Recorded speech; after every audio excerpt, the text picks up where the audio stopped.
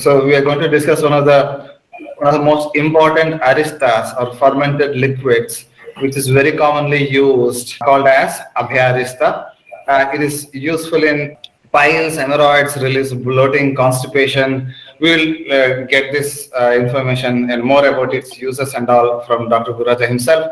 Before that, Haritaki, one among the triphala, is its main ingredient, and it contains ricins or draksha, vidanga, maduka made into kashayam and jaggery, and it contains gokshura, trivrat, coriander, dhataki, which is the fermenting agent, indravaruni, shunti, ginger, and danti. These are sort of main ingredients. So, Gururaja sir, can you please take us through this herb basic introduction and how to use, where to use, and all?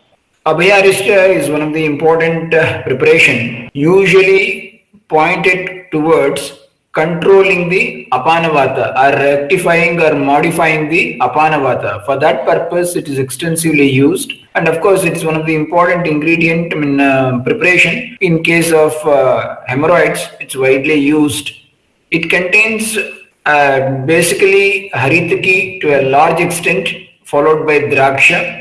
If you observe that Haritaki is Ruksha, whereas Draksha is Snigdha, quite opposite, but they are grouped together. Similarly, entire contents, if you observe there, it's having more sharp drugs like Indravaruni, and it also contains a sharp drug like Trivrat or even Danti.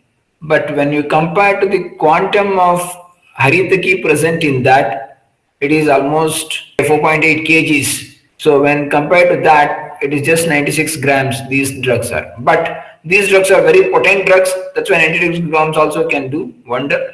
But usually single drug acting in a situation when same drugs are combined together to form a yoga, and yoga is given in a condition, acts in a different way. And Haritaki being one of the versatile drug, it is being used in a different set of a different type of anupanas or different modalities.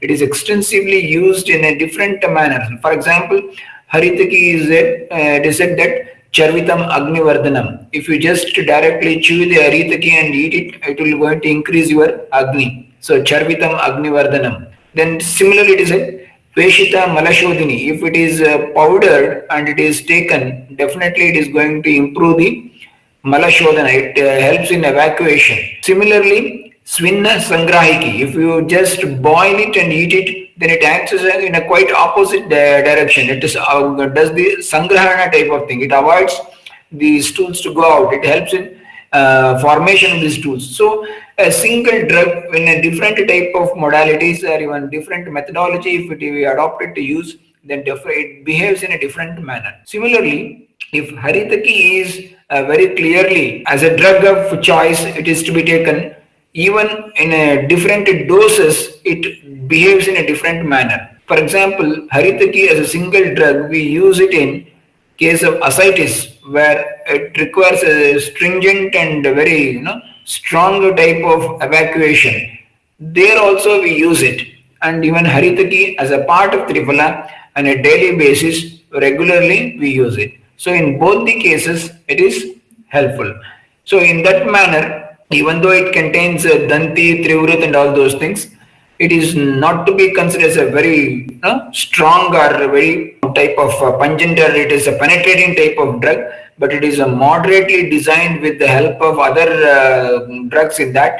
Like it also contains Dhataki is also there, which is Kashaya Pradhana, and definitely it controls the twitching type of things which happens inside. Mocharasa is also there. So there is a quite contrasting materials are also added to control one another. In that sense, it helps it in a very typically the Apanavata control. For that purpose, it is being used and designed in such a manner. And of course, in case of hemorrhoids or piles, and even in case of fistula and even the bloating or indigestion, in those conditions, Vibandha and all those things, even Mutragata and such type of things, we use them for the purpose of controlling the way or the bringing the proper functioning of the Apanavata. So it's basically a drug which controls the Apanavata or modifies the functions of Apanavata or facilitates the functions of the Apanavata, we can say.